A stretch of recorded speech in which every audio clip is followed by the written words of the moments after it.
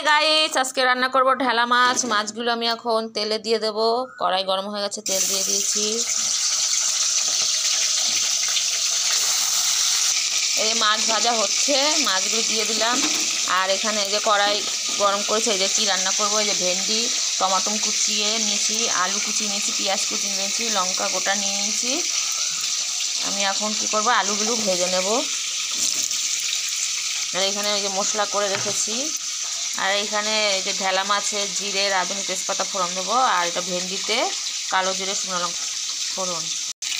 মাছ ভাজা হয়ে গেছে, মাছগুলো আমি এখন নামিয়ে দেব।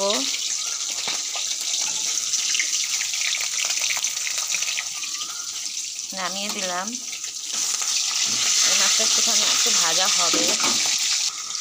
আলু ভাজা হয়ে গেছে ভেন্ডির জন্য। এই যে ভেন্ডি তরকারি করব, আমি আস্তে আস্তে আলু ভাজাগুলো নামিয়ে দেবো। বাবারি ভেন্ডিগুলো ভেজে নেব। তাই ভেন্ডিগুলো তেলে দিয়েছি, ভেন্ডিগুলো ভালো করে ভেজে নেব। আর এখানে যে মাছ ভাজা হচ্ছে, এবার আমি কি করব, মাছগুলো ভাজা হয়ে গেছে, এবার আলুগুলো আমি ভেজে নেব। এই ভেন্ডি ভাজা হয়ে গেছে, এবার আমি ভেন্ডিগুলো নামিয়ে দেব।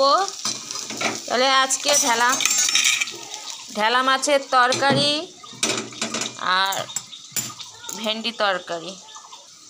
এখানে আছে শুকনো লঙ্কা, কালো জিরে, আর এখানে এখানে আছে পেঁয়াজ, লঙ্কা কুচানো, পেঁয়াজ কুচানো দিয়ে দেবো আমি। এবার আমি দিয়ে দেবো টমাটো কুচি, সামান্য একটু মশলা দিয়ে দেবো, ভেন্ডি তরকারি বানাবো। এবার আমি দিয়ে দেবো ভেন্ডি আলুগুলো। এবার আমি মশলা দিয়ে ভালো করে কষিয়ে নেব। এবার হালকা পরিমাণ মতো আমি একটু জল দিয়ে দেবো। জল দিয়ে ভালো করে নেড়ে দেবো। এবার আমি তরকারিটা ঢেকে দেবো। মাছে পেঁয়াজ কুচি, টমাটো কুচি, এই যে বেগুন, সিম, বেগুন, পটল কেটে নিয়েছি। আর এই আলু ভাজা হয়ে গেছে, আলুগুলো নামিয়ে দেবো। তেল গরম হয়ে গেছে, আমি জিরে আর তেজপাতা দিয়ে দিলাম। আর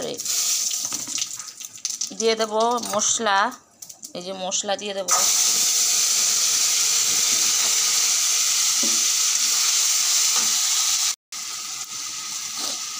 পরিমাণ মতো নুন দিয়ে দেব, আর পরিমাণ মতো হলুদ দিয়ে দেব। এই মশলাটাকে ভালো করে কষিয়ে নেব। আর এই পেঁয়াজ কুচানোগুলো ছিল, পেঁয়াজ কুচানোগুলো দিয়ে দেবো মশলায়, ভালো করে কষিয়ে নেব। এইখানে রয়েছে টমাটো কুচি, সবজি আমি দিয়ে দেব। এগুলো কড়াইতে ভালো করে নেড়ে নেব মশলাটা দিয়ে সবজিগুলো। তাহলে দেখি ভেন্ডি তরকারি কতটা হয়েছে। তাহলে আজকে রেসিপি আমার ভেন্ডি আলুর তরকারি। এবার আমি গ্যাসটা অফ করে দেব। ভেন্ডি আলু তরকারি হয়ে গেছে, এবার আমি নামিয়ে দেব। হয়ে গেছে আজকে রেসিপি আমার ভেন্ডি আলু তরকারি।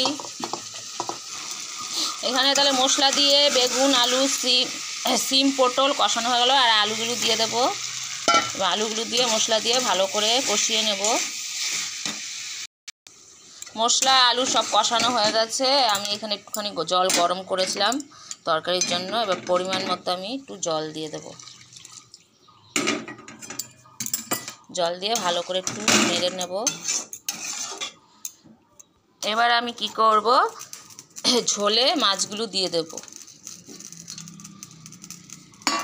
মাছগুলো দিয়ে এবার সুন্দর করে সাজিয়ে দেব।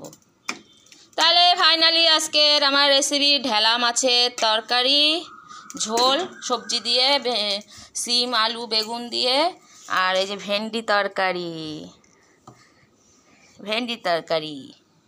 আর ঢেলা মাছের তরকারি। আমি এবার এটা ঢেকে দেব।